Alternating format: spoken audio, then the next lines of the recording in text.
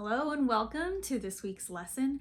In this video, we're going to be talking about how Reiki is for you, the healer, first, and for everybody else, second. Something that is very common in the energy healing world is people who can sometimes lack boundaries between themselves and their clients, or between themselves and their work.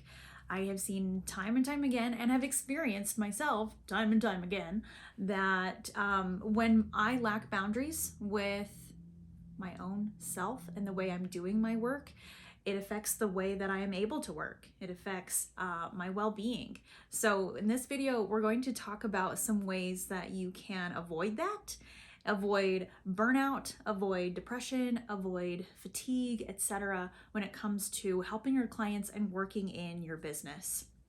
Okay, so let's take it back 100 years to March of 1922, where Usui Sensei, the main developer of the style of Reiki that many of us learned from today, or at least he originated many of these styles of Reiki.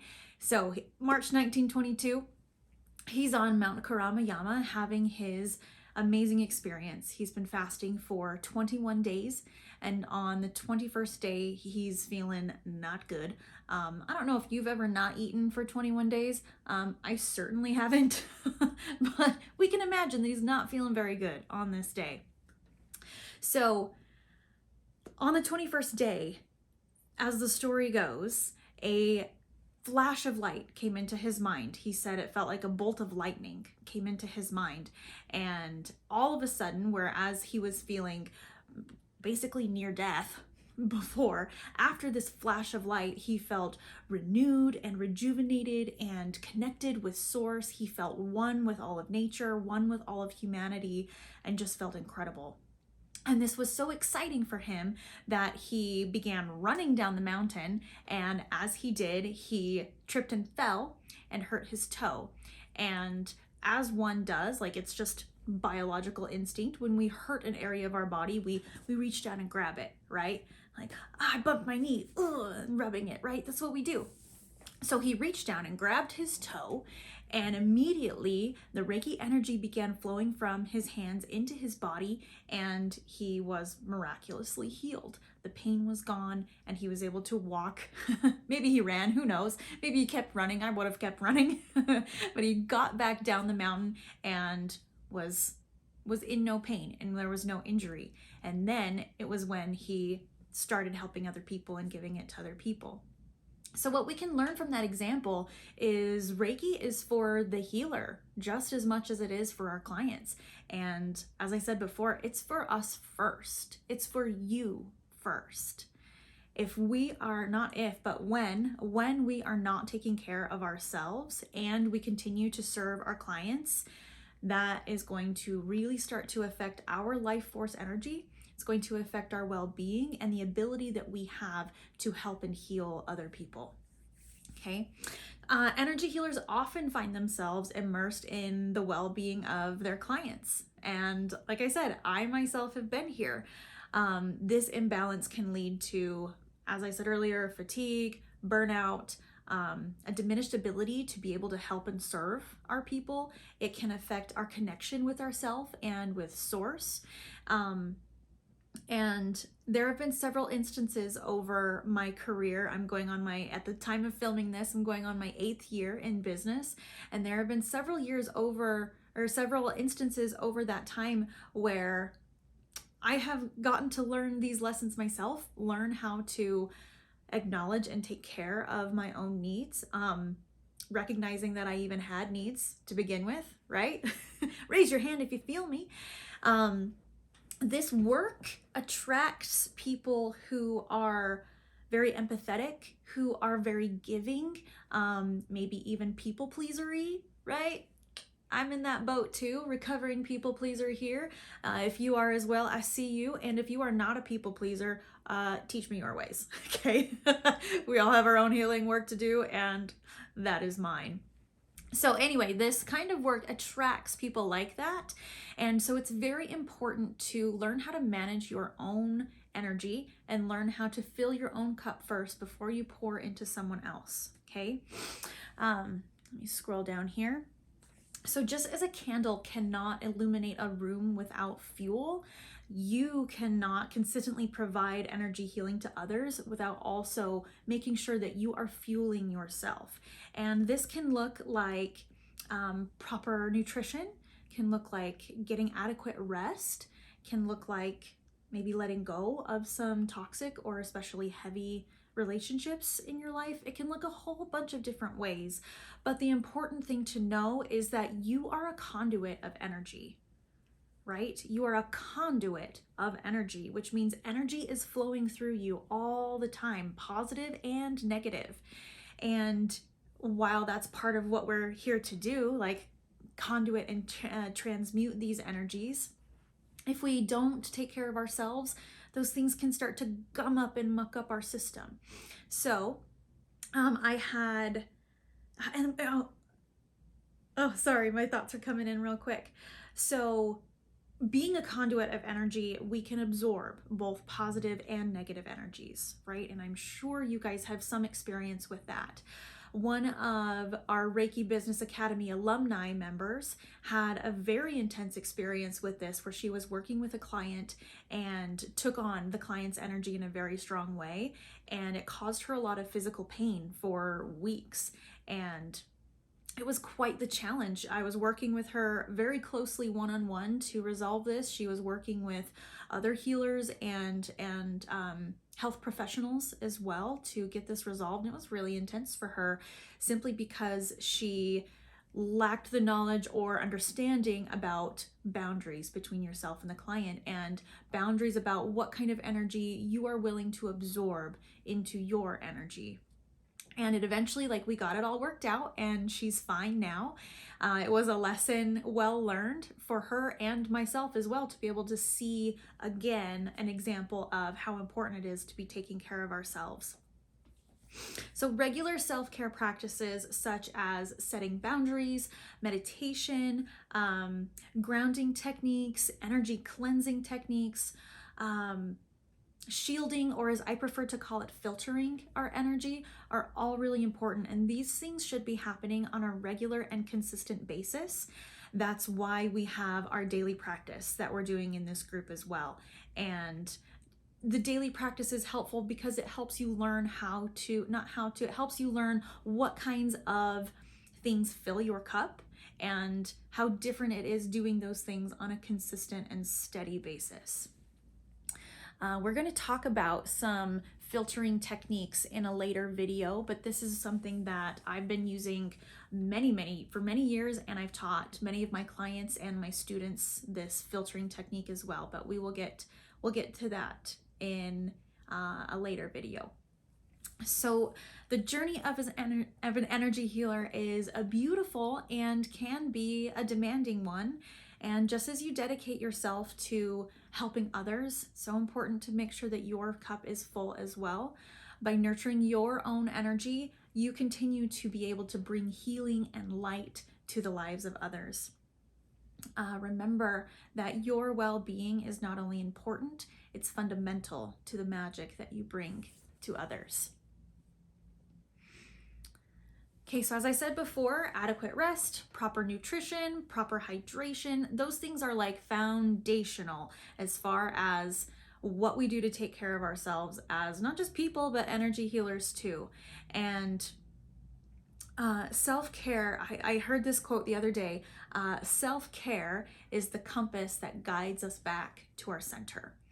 And I have seen that myself. I've seen it in my clients, that when I am taking care of myself and like good care of myself, for example, so I got like so freaking good at self-care. I've like fallen out of it. We fall out of those habits. We fall in and out. It's just about choosing those things again, right?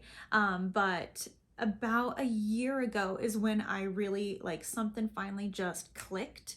And I really understood the power of consistency. And I was getting up every day. I was grounding outside. I was hydrating. I was doing yoga. I was doing exercise. I was doing meditation.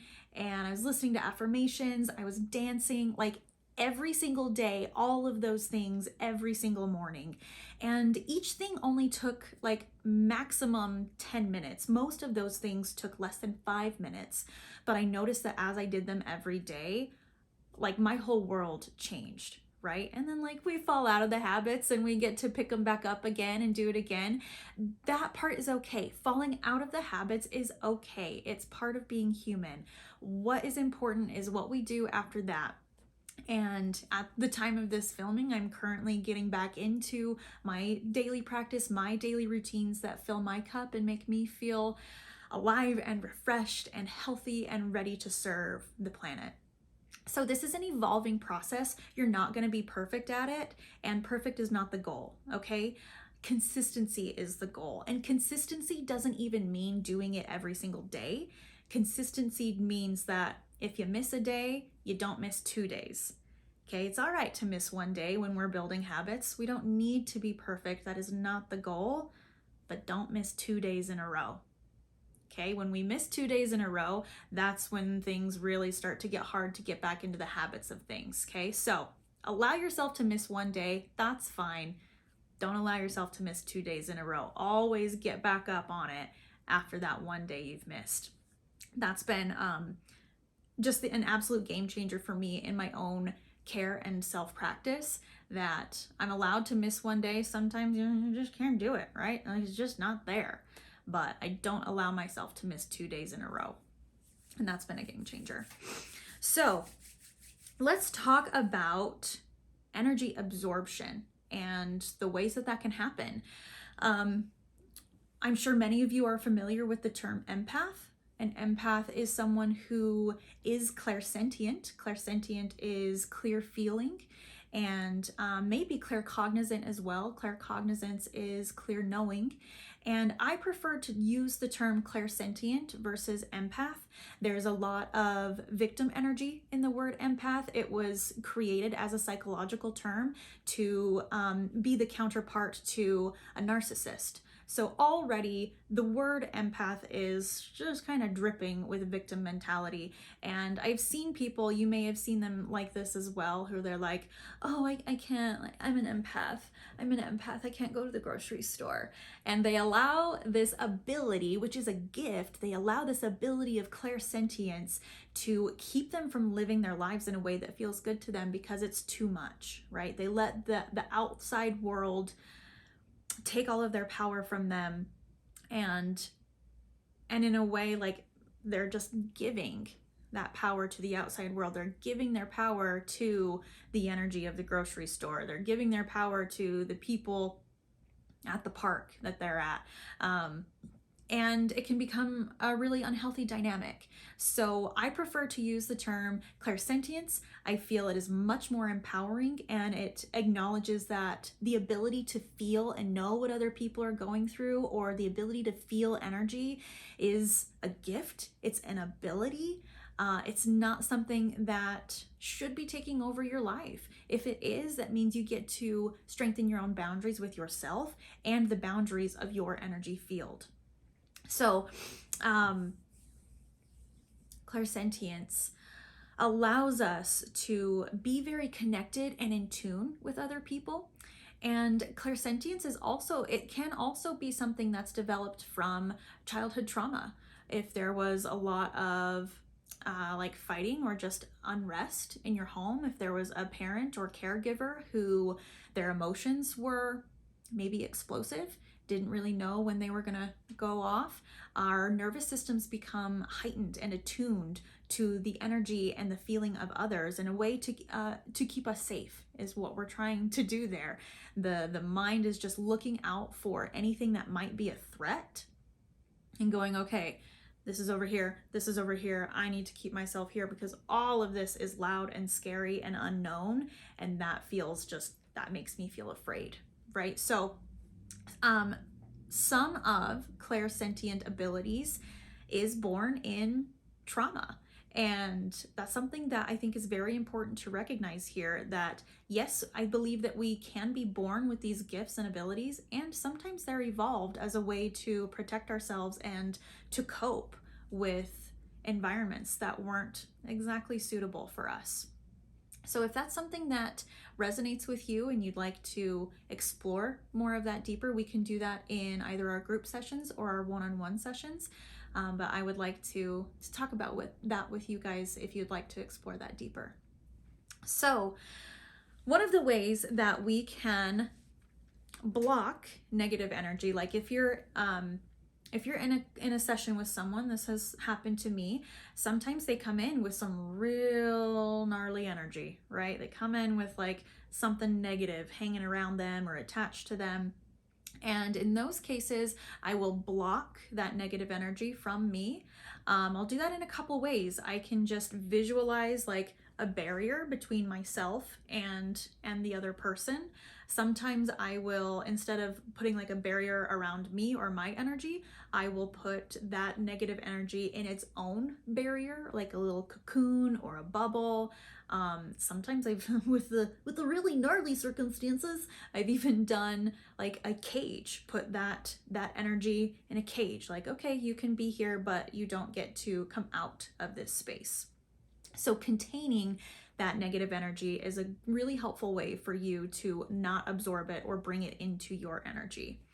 Now, another thing that can happen that leads to absorption of energy is when we're with a client and they begin to have an emotional experience, or they're talking about a past trauma or something difficult that they're going through, and they start to feel. And because we are so in tune with energy and with people, like we love people, we want to help people, that's why we're here, our tender hearts can really go out to that person and we can connect with them on that emotional level, which is good. But without energetic boundaries, we can begin to absorb that energy from them and take it into our own bodies and our own energy fields. And that's where it's not okay, right? It's good to meet a person where they're at. We want to have empathy for them. We want to understand them and help them feel like they are seen and they are safe. But when we start to take on their energy, now that actually doesn't help you or the client, okay? So when a person is having an emotional experience where they're talking about a thing that's difficult for them, meet them where they are, but don't invite them all the way into you, okay? Their energy is theirs. It is theirs for a reason. They get to learn how to heal that themselves. And so when you absorb that energy from them and take it, it can feel like, oh, I'll carry this for you and I'll do it because I'm strong and I know how to deal with it, and then you won't have to. What that actually does is it robs them of an opportunity to learn to handle and deal with their own energy. And it can lead to an even deeper level of victim mentality for them, and it can contribute to keeping them stuck in their healing process. Like they'll just spin their wheels because they're not actually learning how to deal with things when we're taking it from them and putting it on ourselves. It can feel like a nice thing to do, but it's not helpful in the long run. So allow your client whatever space they need to have their emotional experience. Be there as a support, but keep your energy neutral, okay? And that means that you are just here existing. This emotional experience that they are going through is not about you, and it is not your job to fix it. It's not your job to take it away. It's just your job to hold space and allow them their experience, because that's what they really need. They need that emotional experience of like getting through the thing. They need to understand that they can do that for themselves. And if you find that you are the type of person who wants to rush in and save people and fix people from their pain, get into like the savior complex type stuff, I invite you to take a good hard look at yourself and recognize that that's not actually the most helpful thing for you or your clients. So let's talk about how we can, that's one way that we can block energy. I mentioned filtering before. I love this term. I didn't invent the term filter, but I feel like for most of us, we've heard the term shielding. You like shield your energy, or like you zip up your energy bubble and you keep everything else out and just you in. When I was beginning my journey with my gifts and understanding myself, I utilized those tactics, and I noticed that they helped a little bit, but then in other ways they didn't. For example, so I started with shielding, and when I felt like I was going into like a grocery store, right? For me, that's that's a trigger point. Grocery stores are difficult for me to be in for long periods of time. And so I would practice these shielding methods before going into the grocery store. I'd imagine, for me, it was like all of this metal around my energy field, and nothing could get in and nothing was getting out. And I had my shield out in front, and like, yeah, I was gonna go to this grocery store. And while, like I said, it did help a bit, like I was able to feel more peace in the grocery store, I noticed that I wasn't able to be as present or connect like I wanted to. It cut me off from connection, like having all of that heavy metal around me and like the shield out in front actually cut me off from the good parts of my gifts, the benefits of my gifts. And so I developed this shielding, or not, excuse me, I developed this filtering technique where everyone has their own filter. It can look like anything you can imagine. I have taken dozens upon dozens upon dozens of clients through this exercise, and everybody's filter is just a little bit unique, and it's perfect for them. Some people's filters have been like a ball of water around their body. I have had people who their filter is their pets that have passed on and are no longer with them. Like they ask for their pets' energy to be around them.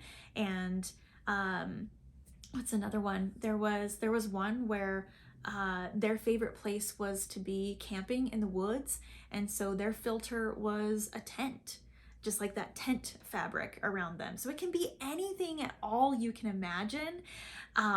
There is a filter in your subconscious already that is perfect for you. And I invite you to just take some time and meditate, sit and get quiet with yourself and tell your subconscious, show me my filter, and then trust whatever thoughts, words, images, phrases, feelings, whatever it is that comes up, trust that. And that is your filter. My personal filter has changed a bit over the years, which is fun that these things can evolve as we evolve and change. And the main point that I love about the filter is it still allows the good to come in. Okay, it's not just keeping everything out and blocking everything from our field and essentially cutting us off from the power and benefits of our gifts. It still allows those good things in while keeping the things that we don't want out. So things like if you want to know about a person's energy but not take it on, a filter can be really helpful for that. If you want to still connect with a person but you know that they've got some really heavy stuff, filter it, baby. Let the good in and keep the negative out.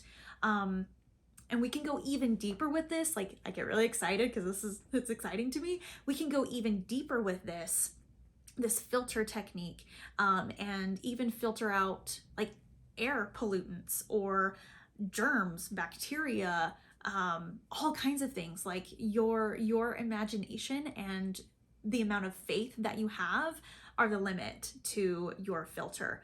I have used this. I imagined like a like a filter around my head, like an astronaut helmet, a few summers ago when there were a lot of wildfires in our area.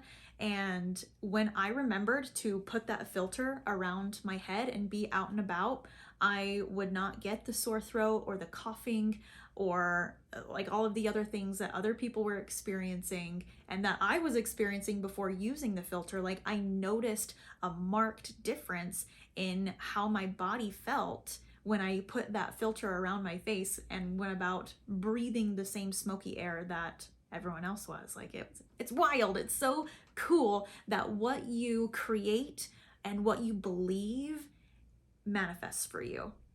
So these filters can be very, very helpful. I invite you to explore your own filter and see what works for you. Come back to me with questions, or if you need some help with anything, of course, I'm here to support you through that. Okay, the last thing I want to talk about in this video is codependence with your clients. This is something that is very important to be aware of because it will affect how you're able to serve your clients, and it will affect the longevity of the work that you do. So codependency is when it's essentially like, if you're not okay, I'm okay. And in order for me to be okay, I have to make you be okay. I have to find a way to make you feel good so that I can feel good. And it's really tied in with people pleasing. And it's really important to be aware of, especially in relationships with our clients, because if a client isn't getting the kind of results that they want for themselves or that we want for themselves, often we can make that mean a lot of things about us as a healer that aren't actually true. We can make that mean that we're not good at what we do, or it's all in our head. We're just making it up. It can make us feel like it can be disheartening. It can be disappointing. And it can be hard to trust ourselves after that, like after a disappointing experience with a client. And so it's your abilities as a healer and as a practitioner are not directly, I'm finding my words here. They're not directly correlated with the results that your clients are getting or are not getting.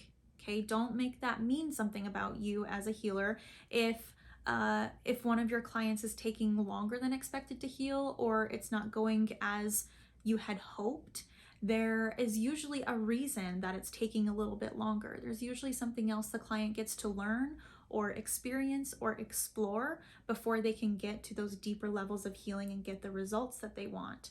But more often than not, it's actually not about you as a healer. It's about what they need to experience and go through as a client. So as long as you are showing up honestly, you're doing your work with integrity, and you're doing the best that you can with each session that you have, the results that you get have less to do with you than anything else, truly. And that goes with the positive results as well. When a client gets positive results, that's also not about you. That's also about them doing their work. And you, of course, as the practitioner, as the energy healer, are holding space for their process, but there's nothing that you can do for them. You hold space, you create an environment for things to come back to be where they are meant to be. But really, like, it's not you doing the work. It's not you doing the healing. It's not me. It's not us. It's the client doing their work. And we just get to provide space for that, provide support, maybe some guidance and some help, but it's the client doing that work, not you.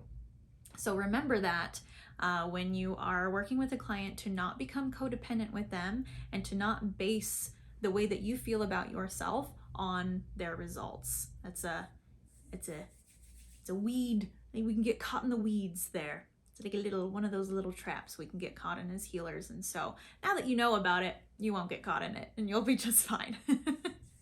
All right, guys, thank you so much for hanging out with me during this video. I know we covered a pretty wide range of topics here, so if you have questions or want to dive deeper into things, please bring it up in our group sessions or your one-on-one sessions, and I look forward to hearing from you. Thanks so much.